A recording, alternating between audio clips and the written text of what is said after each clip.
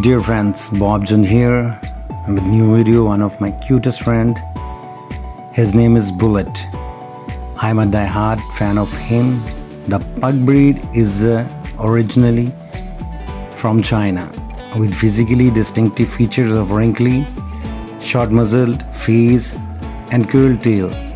Color of pugs, apricot, fawn, black, all with black muzzles or mask, black ears.